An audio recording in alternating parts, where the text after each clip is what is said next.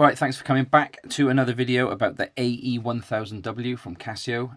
Today, however, I don't want to talk about this watch so much. I want to talk about this one, which I will refer to as its big brother. This is the AE-2100, also obviously from Casio.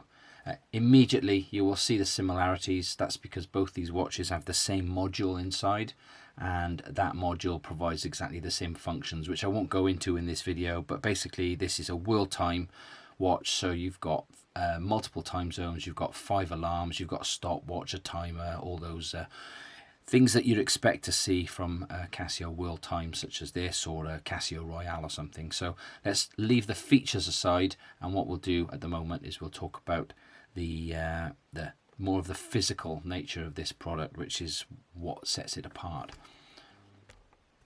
So the AE-2100 is typically about twice the price of the AE-1000.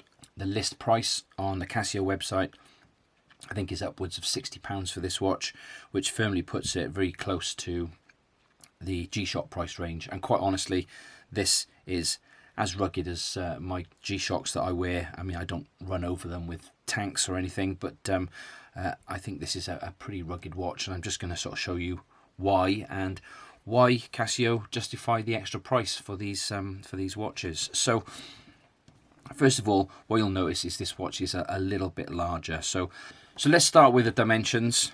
The lug to lug on this watch is 52 mil, and across the sort of the face of the watch here, you're looking at about 47. It's probably listed as 48, and I'm squeezing that a bit, so call it 48 mil across there. If you remember, the AE-1000 is 45 across, and the lug to lug is 47. So there's a little bit of a difference in the size here. I've actually got this on my wrist at the moment. I won't bother taking it off, but the height, the thickness of this watch is 16 mil versus about 13 on the AE-1000, and that additional thickness is made up by the bigger case. You can see, looking at this, we've got a metal surround here. It's actually stainless steel around here. You've actually then also got this raised bezel function on the front here. So this function, you've also got this raised sort of bezel on here, so you can see at that end there's a significant increase in the height. And if let me just see if I can measure what that is. 2.5 mil. So there's 2.5 mil at that end, and that end, and this end here, of additional protection, protecting the resin screen from being scratched. So there is actually a version of this with a mineral screen, and that beefs the price up a little bit more.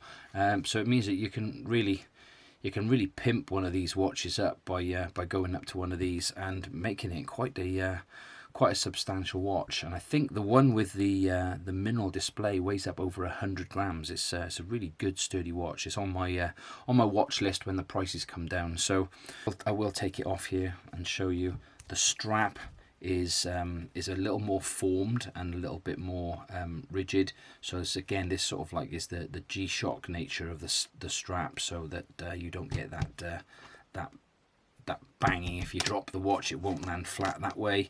And then, as I've already said, if you land it this way, you've got these little bumpers on the top, actually preventing it from sort of scratching on any flat surface. So pretty good solid watch all round. And finally, water resistance. I mean, I don't really wonder why anybody worries about this too much. I think most of us are not diving very deep in our watches, but this one has a 200-meter water resistance, whereas the AE-1000 is only at 100. So that is a very quick, rough and ready difference between these two watches. And I mean, if you shop around, you can probably find these at an equivalent price to these, because these should be about 20 quid, although I have seen them in some colours up to £40 on the likes of Amazon, and then I've seen these at around £40. This is definitely worth 40 quid. This perhaps not.